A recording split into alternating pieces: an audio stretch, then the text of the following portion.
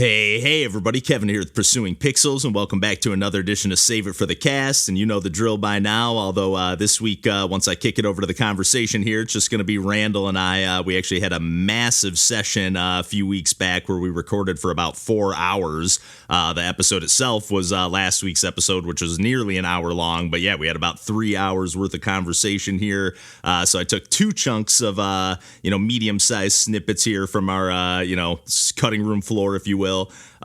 First chunk is kind of leaning into some Sega Saturn Panzer Dragoon action, and I guess just some general rail shooters and games that were inspired by that series over the years, spinning off some of that, and even just some retro gaming and ROMs and emulation and stuff like that.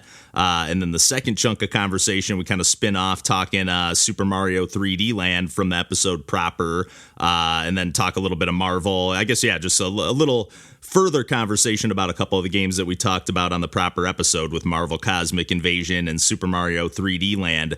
But we end up talking a little Konami Arcade, X-Men, Simpsons, TMNT, all that stuff as well. So, yeah, good couple chunks of conversation coming up here in just a little bit. But yeah, as always, I'm going to start things off here with a few of the things that I've been playing recently. On the Switch side of things, for whatever reason, I decided to fire up UFO 50 once again, kind of just perusing, I guess, looking for more videos to record for the YouTube channel. And the only game I really want to give a quick shout out to here is a game that I don't think I've really mentioned on the podcast before, other than maybe in passing, but Lords of Diskonia is the name of the game. And the way this game works, it's kind of like an RPG, not real-time strategy because it's turn-based, but it kind of feels like an RTS map or something like that, top-down perspective. And if you're not familiar with UFO 50, just real briefly, it's basically like a bunch of, 50 games, a bunch of, retro-inspired 8-bit, kind of NES era, maybe even a little bit earlier than that, but kind of a, meant to be a contemporary of the NES and some kind of fantasy reality of the past. But yeah, Lords of Diskonia here is kind of like a turn-based, like the way the combat works is almost like air hockey is the best way to describe it. You basically have your team that you can there's a, light RPG like campaign map as well. But once you get into the combat and kind of square off against your opponent, which is the main gameplay here, you have your different, units that you can select between that all have different health or different attack, different number of turns or different number of times they can move per turn, and whatnot. And, they're all balanced, among those different abilities so that it's you might have a super powerful character, but they can only move one time. But you might have a super weak character, but they can move 3 times. And then the kind of gimmick of this game or twist, from a normal, strategy game or whatever, is that you can, back to that air hockey mechanic or almost like billiards or pool or whatever, you can knock these enemies, and every enemy is just like a circle, and there's terrain and stuff like that and different things you can bump into. But you can, for example, take your weak enemy or your weak, minion or character and kind of launch them into an enemy, which does, just their 1 hit point of damage. But if you can knock them into your heavy character, it'll do their full 3 points of damage instead of just the 1. So you can really create some chain reactions, and you can get lucky as well and just kind of send things flying across the screen and have them ricochet into other, projectiles or other enemies. You get all different types of characters that you can control. You even get an archer where you can, for example, move them once, and then their second move is they don't move, but they fire their arrow, which still will, ricochet. It has a pinball feel to it a little bit. I feel like I'm at a little bit of a loss for words here on this one. I didn't really come fully prepared to talk about this one, but I just, for whatever reason, every time I fire up UFO 50, that's one that I when I fire that game up, I tend to play for, 30, 40 minutes, even an hour every time I play. So really, and I still haven't recorded a video for that one yet. So I'm looking forward to sitting down with that one sometime in the near future here. And then a couple of games that I've been playing on PC that I just want to give a quick shout out to that are both actually 100% free to play, at least on Steam, and no gimmicks or anything. They're just totally free games. The first one here is called Deep Snake, and it's from the developer Diet Streeby. I don't know if I'm saying that 100% correctly, but I've checked out a few of their games over the years, 2D and Top D being the one that's probably stuck with me the most. That game being a 2D action puzzle platformer where you kind of switch perspectives from top down and then side-scrolling platformer that's just a really brilliant game, and I've been just really excited to see all the stuff that they've been coming out with since. In this game here called Deep Snake, again, 100% free to play on Steam, and it's basically, you know, like the classic Snake game you remember, except the way that it works, you're kind of in this like circular like ring, if you will, to start with, and then once you collect 10 of the apples, it unlocks, like you can see the counter right in the center of the ring, almost like a donut that you can't go into. You know, that area is locked off, but then once you collect 10 of the apples, it opens up that next area, and you can just keep, every time you collect enough apples to unlock the next zone, you just keep diving deeper and deeper down into the void, I guess. And it's just kind of trippy. It's pretty simple. You know, you're just controlling left and right, you know, steering the snake and just trying to avoid, you know, running into different obstacles that appear as you get deeper down into the void. There's just more, you know, various things that you can run into on top of your ever-growing snake body. And it's just got some really cool visuals. Yeah, it's just got that little bit. It's not fully non-Euclidean. It's not like an endlessly looping environment, because it does have an end when you get to like the top of the ring or the bottom of the void, if you will, or the pit. It definitely, like, yeah, it doesn't just loop on over itself. Again, I guess at a loss for words here. But yeah, just having a lot of fun with that one. Another just super addictive. You know, the sessions are probably short and sweet when I play that one, but 20-30 minutes. And I did record a video for that one the other day. But just had a lot of fun, and actually got really lucky on the video. The very first attempt, which usually I run into the wall like immediately just because I'm getting the hang of the controls real quickly. But I actually had my best run yet on the first attempt on that video. So I should have that one coming up to the YouTube channel here soon, as well as a video that I recorded for this other game called They Came From Another Planet. And this is a game that I've tried playing a couple times and it didn't really click with me. But for whatever reason, when I fired it up again, just kind of perusing like, all right, what do I have in my Steam library here that I enjoy, or at least looks like something that I might enjoy that I haven't recorded a video for yet? And I tried this one out again, and it's actually really, really unique and really interesting. It takes some getting used to. It's a vertically scrolling shoot 'em up, and then the control scheme, I compared it while I was recording the video. Like, it by no means is the gameplay anything like Katamari Damacy, but it has like this dual stick control scheme. So to move to the left, you have to push both joysticks to the left, or to move to the right, both joysticks to the right. Or in other words, like if you push just the left joystick to the left, you play as this like kind of like cat looking alien creature. But your head will like extend to the left, and almost like, for example, at the end of the first stage, it'll turn into like a breakout level. And then you're using your like stretched out head as like a paddle, or I guess you can just use your head even if it's not stretched out, but you can obviously cover more real estate. But then you have to keep like stretching out your head and then shrinking it back in to avoid the projectiles that are coming in, both during that breakout stage and just in general, because you can stretch your head out to just collect the different stars that'll just drop from enemies after you kill them, which will level up your character, which I think just powers you up and stuff like that.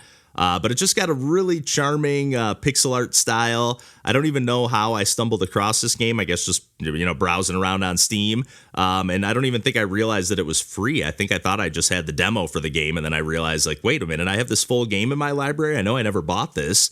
But yeah, it's totally another game that's just 100% free to play. No gimmicks or anything like that. No microtransactions with either of these games, Deep Snake or They Came From Another Planet. But it's just so cool to just like be randomly browsing around on the internet and just find a game that somebody for whatever reason decided to put, you know, or make available totally free of charge. It's kind of crazy because I know obviously somebody put a lot of work into this. And yeah, just awesome stuff. And just to give a quick shout out to Diskonia again, they have another game coming out called UvsU.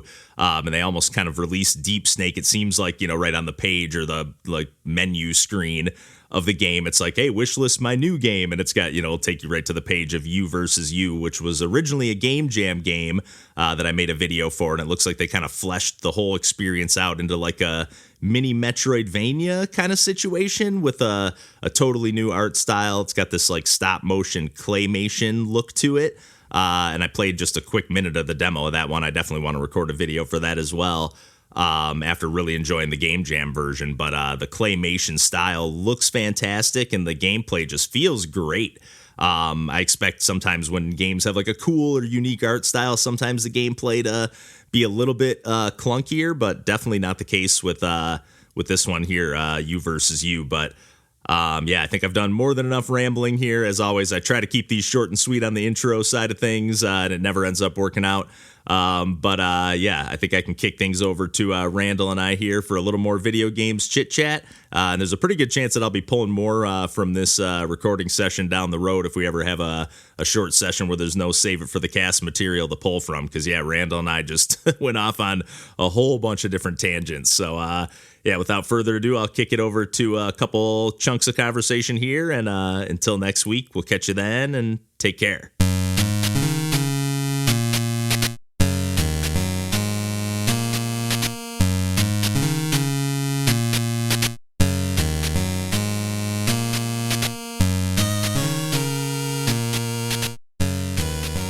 Trying to get into, and obviously I picked a Saturn game. I'm trying to pop more of those in more often too. So yeah, it's tough. I've been wanting to play ever since watching that Panzer Dragoon video though. I've never played Zwei or Zwei, however you say it. I think it's Zwei at all. I think it's Zwei. Yeah, I'm not positive. I've never either. played that at all, and it looked pretty cool. I think it's well, I should play Orta some more, but of the traditional Star Foxy style, of those type of Panzer Dragoons, I think it's the best one off the top of my head. Yeah. Did you ever play that game? Anyway. Did you ever play that other game that was on Xbox that was like kind of like a follow-up sort of to that? It was called like Crimson Dragon or something. I know like what you're talking about. No, I don't think I did. It was in that video. They talked about it. Wasn't that actually on PlayStation, or am I way off base on that? I thought it was an Xbox One game. You are correct. It's an Xbox One game. And it was like originally going to be like a free to play thing, or like, and it had some kind of like, yeah, that's what it was. Yep. That's what it was. And then they did like kind of get rid of that. Yeah, it was actually a rail shooter too. Shoot. But they showed like some of the videos of it. I mean, gameplay looks exactly like Panzer Dragoon. Yeah. And they showed some gameplay of it, and it actually looked kind of cool, to be honest. Oh, that's cool. You can still buy it on modern Xbox platform. That's nice. It seems like it's like better than the reviews would have like led to believe, because like it just got kind of panned for like all these like they had like kind of some monetization stuff going on, but they like stripped all that out after the fact. Yeah. Not that makes it better, but like at least it's not there anymore. Right. And then there's this other game that's like very similar to Panzer Dragoon as well. What is the name of that game? I just saw it on Steam. There's a on few rail shooters on Steam that have got my interest super peaked, actually. What is the name of this one? I thought I just added it to my wish list. Maybe not. Oh, yeah, it's called Air Twister. Have you heard of this game? Actually do own that game, and I haven't played it yet. And I think that was Yu Suzuki developed, if I remember correctly. Yeah. The Space Harrier guy, right? Yep. Yeah. And it actually has pretty mediocre reviews, but I think it looks awesome. It's got that one definitely has a following too. There's a group that likes that game a lot, and that was what, besides being Yu Suzuki developed too, and the Sega connection was enough to push me over the edge to pick it up physically. I had no idea. And then it's published by In as well, so that's like another little extra little booster. Yep. But yeah, that game looks fun. Yeah, that Panzer Dragoon remake though is not very good. It's not. It's fine, but it just lacks every ounce of the soul that first game had. Yes. It just it plays fine. Correct. But it lacks every single ounce of soul. I agree with you. It just doesn't do anything for me when I've turned it on the few times that I have. I'm like, this should be better, and it just isn't it. The spirit is not inside of that thing. It is hollow, and it is generic. It's not hollow the same. Is a perfect word. It just feels like such a cheap not cash in, because it's not a cash in. It's just like a cheap remake, I guess. Yeah, it's you wonder why they bothered. Like, why not just re-release? Yeah, I mean, then again, let me track back on what I was about to say. Why not just release the Saturn version? Well, Saturn emulation is a bitch, says everyone. So maybe that's why. But I would have much rather had give me a collection of all 3 of the games, or maybe 4 of them, even if you want to include Orta. But give me a collection of all the Saturn games, or even for that matter. Good. Give me 1 and 2, because they're like actually kind of similar games and stuff. Even if you left out Saga, and Orta, just because they're kind of different, you know, or on different platforms. But if you just said, hey, this is like kind of the core on rails shooter experience from the Sega Saturn.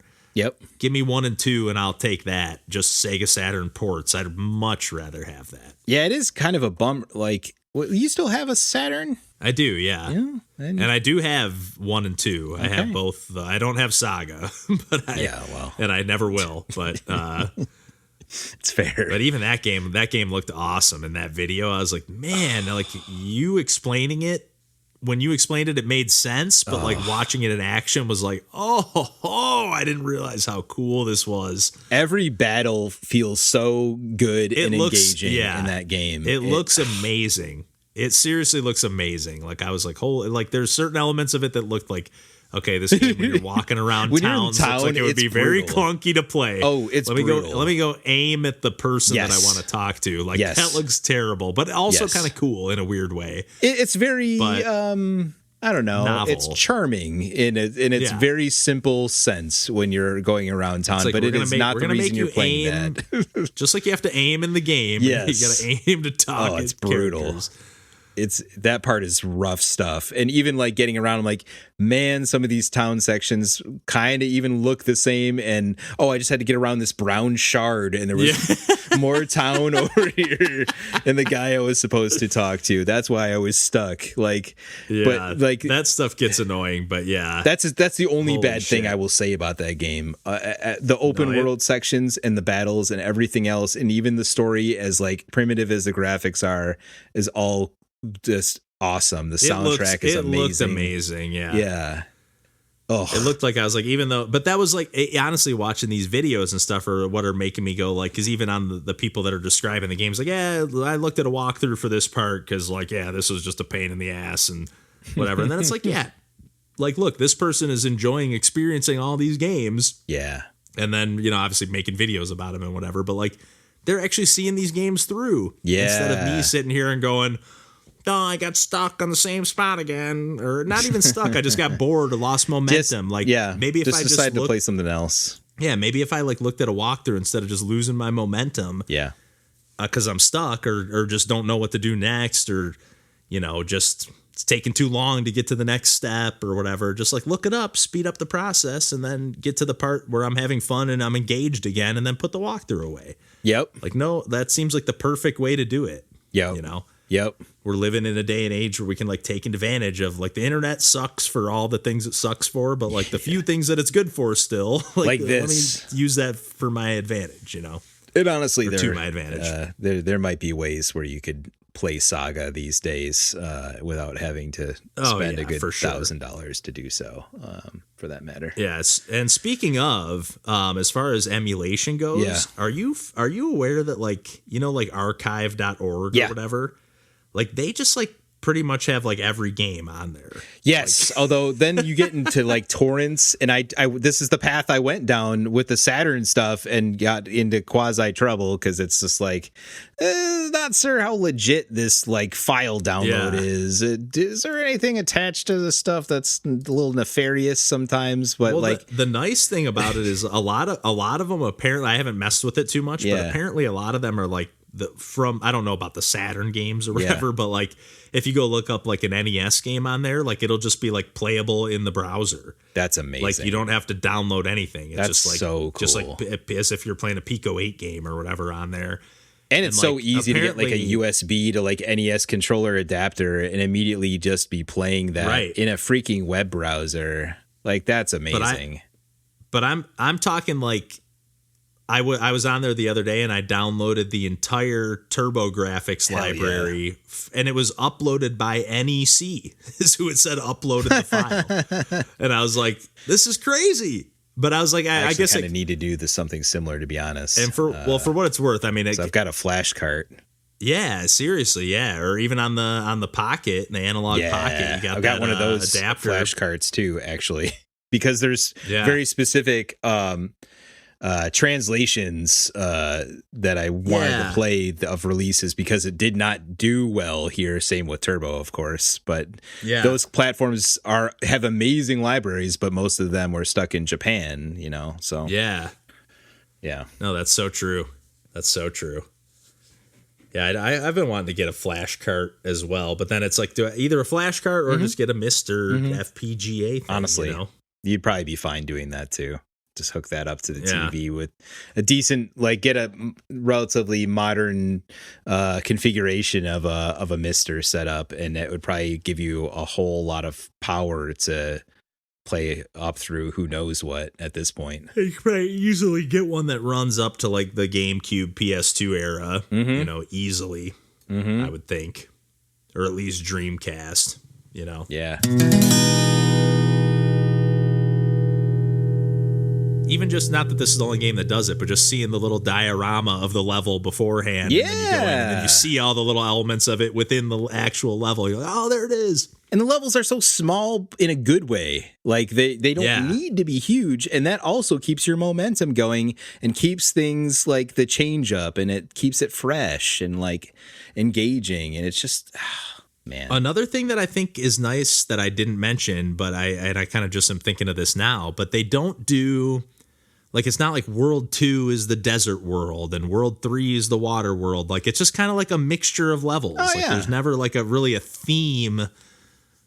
There's like a light theme to the world, but it's more like themed at like the level of challenge. It's not necessarily like the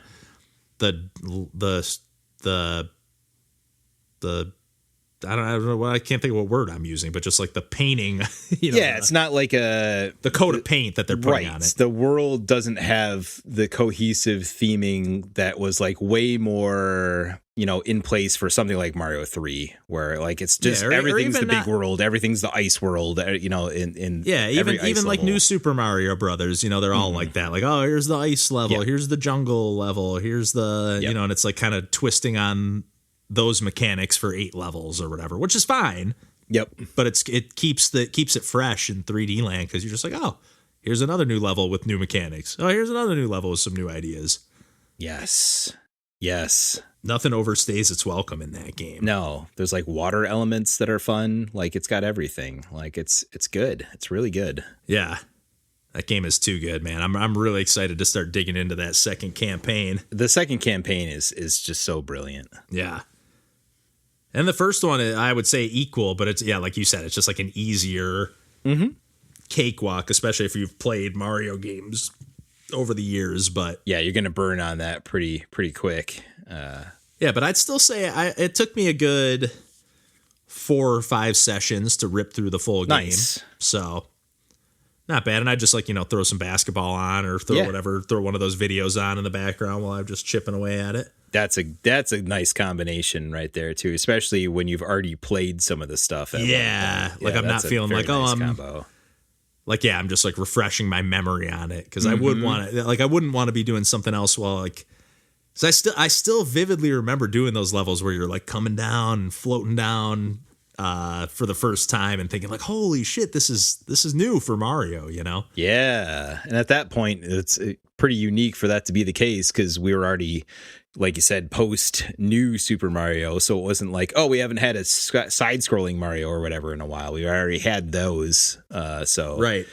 They still came up with novel things, with this after that point. It wasn't just nostalgia. They nailed this game. They did. Absolutely nailed it. They really did. Just feels like I hate using this expression, but it just feels like a love letter to Mario games, It's just awesome. Give us another one, even if it's not 3D effects, just And I guess they did with Mario 3D World, but it's not quite the same thing. It's not like you said, the level variation and the level size. It's just not quite the same thing. And they like lean just a little bit more arcadey because of the multiplayer on 3D World. Like it just has a little bit more of an like a haphazardness to it as opposed to the focused level design of 3D Land, I feel. And I'm often a sucker for that sort of like arcadey, bonkers, haphazard multiplayer stuff. But yeah, 3D Land, I think, was the better of the templates that way. Agreed. But I'm juiced about this Marvel Cosmic Invasion too. I'm not going to like buy it at full price or anything, but down the road, I'm definitely it's worth checking out. That on my radar. It is. Or if I end up with Game Pass at some point again, yeah. Yeah. It is worth checking out. It's worth playing through some of the levels and the characters. I didn't even talk about too, like they did add like little interstitial, they're not cutscenes, they're just kind of like cutscene drawings, I guess, with voice acting, but they with a couple of the Marvel characters, and they typically are in sets of like 2 or 3, and they specifically talk about either what happened in the level or what's going to happen in the next level, like kind of thing. And it's that stuff is pretty well done too. Like there is some cool stuff around the edges of that experience too. It's worth checking out. Yeah, it's cool that they were assuming Tribute wanted to do it and didn't just get like kind of shoved into it. But like if they were like, hey, let's flex some of our muscles that we got to flex on Turtles, but just with Marvel. Yeah. If you're going to play one, though, Turtles is still the one out of those. Yeah, no doubt about it. Like you said, I think it's a perfect point, too, that like not that the X-Men arcade game wasn't fun, but Turtles in Time, just like that game is such a cut above the, what's it called? Like the X-Men arcade. And I like X-Men arcade. A little better lineage. X-Men arcade had the whole 6-player thing, which is super novel, of course. But yeah, Turtles in Time is definitely fantastic, as is the just regular Turtles arcade machine for that matter. Both of those. Yeah, that's actually funny you mention, or funny that we're talking about X-Men arcade too, because when you were talking about the, I think you brought up the 360 earlier. At some point. Oh yeah, about Symphony of the Night. Oh yeah. I'm pretty sure I have X-Men and Simpsons arcade on my 360. Ooh. Weren't those both released on there? That sounds right to me. I'm pretty sure I downloaded those, but I do when I hooked up my stuff, I don't remember seeing those on there. Oh, I wonder if they like got pulled somehow. But usually they did it where like if you owned it already, you got to keep it. Yeah. Maybe not on Xbox. Typically it is. I'd be curious too, because I would be kind of shocked if I also I got my 360 hooked up again. I'd be curious. Well, even for that matter, you theoretically should be able to access it from the like the download store sort of thing, like even from on your current Xbox, right? Mm-hmm. Although maybe they wouldn't have like the backwards compatibility support for it. Yeah, that's... Oh, maybe I bought it on PlayStation, because it does say it was on the PlayStation Network as well. That's funny to think. I don't think they've re-released the Simpsons arcade games since that point, have they? Not that I'm aware of, or X-Men that I'm aware of. That's so weird. Both of those are Konami developed, too, I believe. Yep. Oh, that came out on PS3, too. Maybe I bought them both on PS3. Maybe that's why I didn't see them there. Now I'm very curious to see if I have those on 360. That's a good point. Because I would love to revisit those. Mm-hmm. Me too. Even just to fire it up just for the hell of it, just for fun, for 5 minutes to just try the specials out and stuff like that. Oh, yeah. Like, and obviously the Simpsons arcade, they came out in early 91. Like, it's a little bit creaky, but it's also super unique and like full of character. The tag team moves and stuff like that. And Marge is like, how's my hair? And stuff like that. They've got all like little catchphrases and stuff, and like Super Bart flies in, Bartman flies in or whatever. Like, there's all kinds of like very early Simpsons culture stuff going on, which is also kind of funny because even though Simpsons was huge then, like for me, like I watched Simpsons and a lot of Simpsons reruns, and like the best of the Simpsons actually came after. Yeah, because I think they said the arcade game came out like they only had like a season or two. Oh yeah, because it was 91 and work with the original Simpsons. Like I think the first episodes of the Simpsons came out like very late 1989 sort of territory, like very late. That sounds right.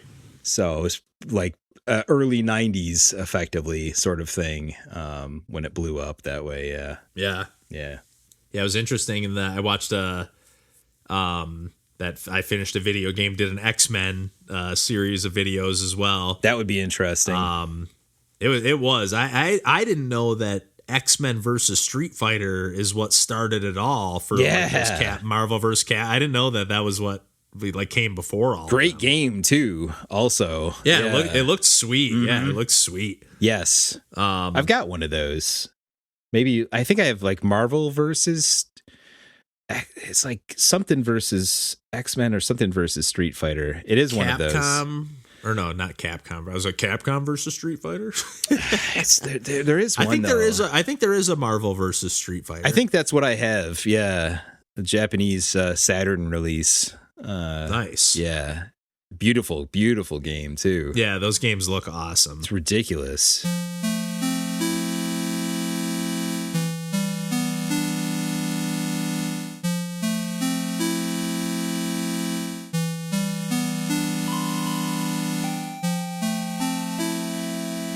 Kid Chameleon, what a piece of shit game. I own the license to Impossible. That's mine. Take this whole thing down. I know. I always want that game to be better than it is. And I'm just like, nah. It's like this is like Sega's Mario.